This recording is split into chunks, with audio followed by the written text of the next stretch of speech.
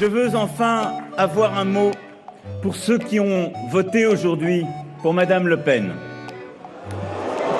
Ne les sifflez pas. Quel électorat LFI cherche à séduire ? L'électorat clairement antisémite.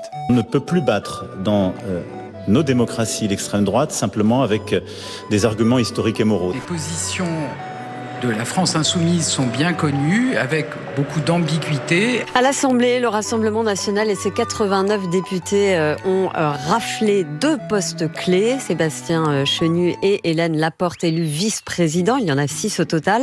Ils ont notamment bénéficié des voix de la majorité. Avec de l'antisionisme, dont en effet, c'est parfois une façon aussi de masquer une forme d'antisémitisme. Et je veux enfin avoir un mot pour ceux qui ont voté aujourd'hui pour Madame Le Pen.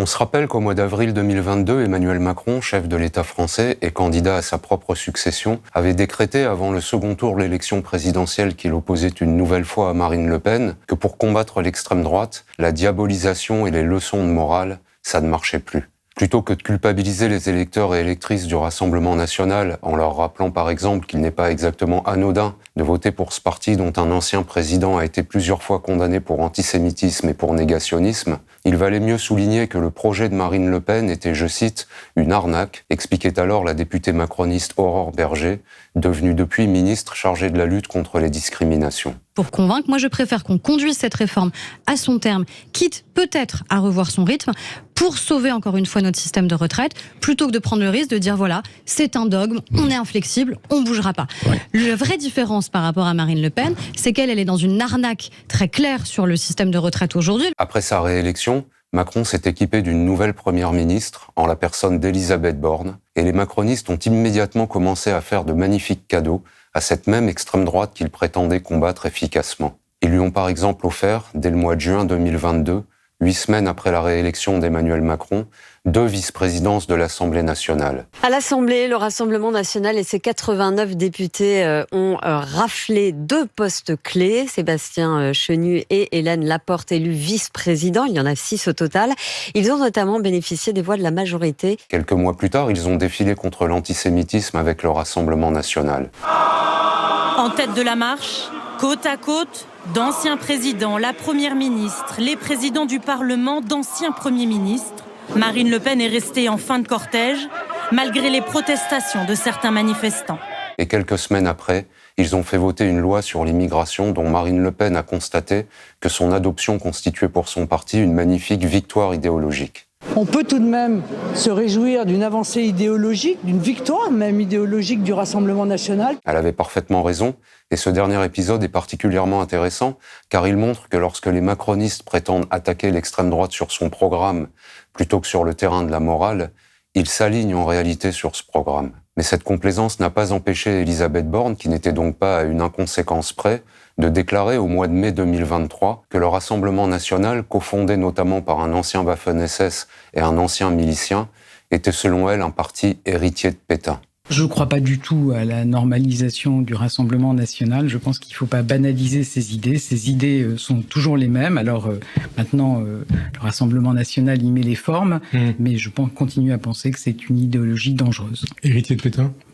Oui, également héritier de Pétain. Cette déclaration a beaucoup fâché Emmanuel Macron, qui a publiquement réprimandé sa première ministre en répétant que le combat contre l'extrême droite ne passait plus par des arguments moraux, qu'on n'arriverait pas à faire croire à des millions de Français ayant voté pour elle que ce sont des fascistes, et qu'il fallait plutôt la combattre en attaquant son programme. Pour bien mesurer la portée de ses propos, il faut maintenant se rappeler qu'en 2019, le même Emmanuel Macron, lors d'un échange avec des élus locaux portant notamment sur le sujet de la pauvreté, qui s'est considérablement aggravé en France depuis son élection, avait déclaré qu'il voulait responsabiliser les personnes en difficulté, c'est-à-dire les pauvres, car il y en a qui, selon lui, je cite encore, déconnent. En d'autres termes, quand des personnes en situation de détresse financière éprouvent des difficultés à s'en sortir, le chef de l'État considère que c'est un peu de leur faute quand même, que certaines d'entre elles sont même un peu connes, et qu'il faut de toute urgence les responsabiliser. Mais quand des électeurs et des électrices parfaitement informés votent en toute connaissance de cause pour l'extrême droite xénophobe, il ne faut surtout pas les confronter à leurs responsabilités, parce que c'est une leçon de morale tout à fait malvenue. Venons-en maintenant au nouveau Premier ministre d'Emmanuel Macron, l'excellent Gabriel Attal. Le 6 mai dernier, il était convié au dîner du CRIF, le Conseil représentatif des institutions juives de France, où il a prononcé un discours durant lequel il a vivement attaqué la gauche, qui d'après lui distribue des leçons de morale à Israël depuis le début de la riposte israélienne à l'attaque perpétrée par le Hamas le 7 octobre 2023, riposte dans laquelle 35 000 Palestiniens ont déjà été tués. Le même Gabriel Attal se montre parfois moins précautionneux, lui aussi, lorsqu'il déclare par exemple que le travail doit toujours mieux payer que l'inactivité et suggère donc, à mots à peine couverts, que certains chômeurs font exprès de ne pas travailler pour mieux se prélasser dans le confort de l'assistanat et qu'il faut par conséquent les responsabiliser eux aussi en les soumettant à toujours plus d'obligations. Pour Emmanuel Macron et pour son Premier ministre, donc, on peut tout à fait expliquer aux pauvres et aux chômeurs que s'ils ne sortent pas de la pauvreté et du chômage,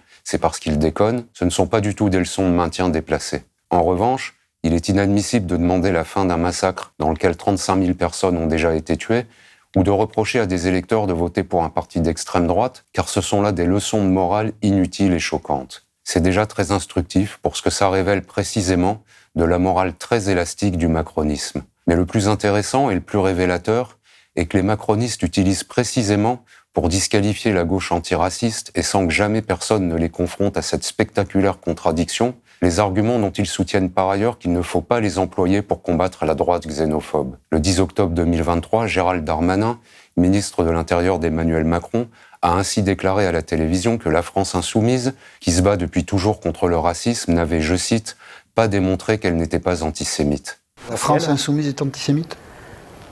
En tout cas, elle n'a pas démontré l'inverse. Elle n'a pas démontré l'inverse.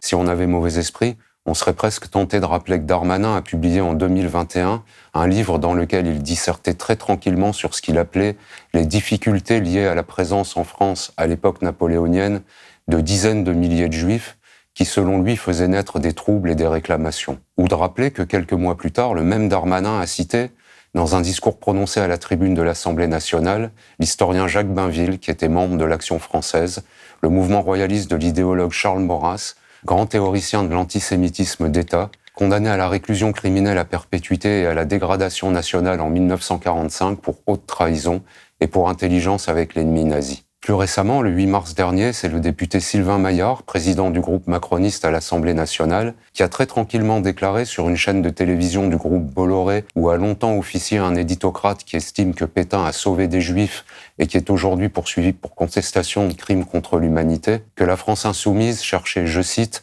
à séduire un électorat antisémite. C'est une honte absolue qui montre l'ambiguïté dans laquelle est la France insoumise, vis-à-vis, évidemment, sa position en Israël, mais plus généralement sur l'antisémitisme. Quel électorat et les filles cherchent à séduire ? L'électorat clairement antisémite. Et pas plus tard que lundi dernier, 13 mai 2024, c'est Valérie Hayet, tête de liste du parti macroniste pour les élections européennes du 9 juin prochain, qui a proclamé que la France insoumise... C'est un mouvement de clivage et avec des relents antisémites qui, à mon avis, sont dévastateurs pour notre société et la cohésion de notre société. Quelques heures plus tôt, Valérie Hayet s'était laissée photographier dans une rue de Paris avec des néo-nazis. Elle a ensuite expliqué qu'elle avait été manipulée par ses militants, dont elle soutient qu'elle ignorait leur appartenance politique.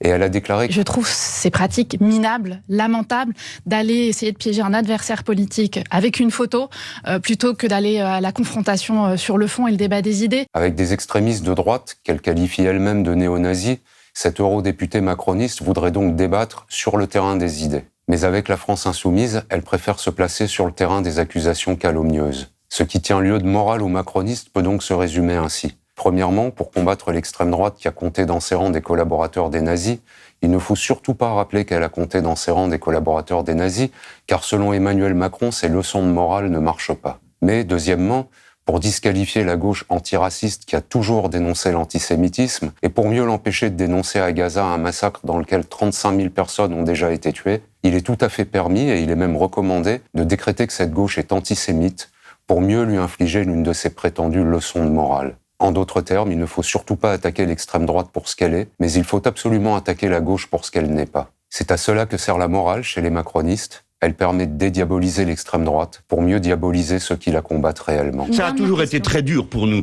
surtout quand vous vous arc-boutez tous. Je vous l'ai déjà dit, ça fait 3 ans que vous me diabolisez, que je suis traité de tous les noms, et elle, vous la dédiabolisez sans cesse. Parce que, comme certains de vos ancêtres, pas vous, naturellement je vous mets de côté, il y a en France une tradition, plutôt Hitler que le Front Populaire. Et je ne l'oublierai jamais, et que ceux qui m'écoutent ne l'oublient pas.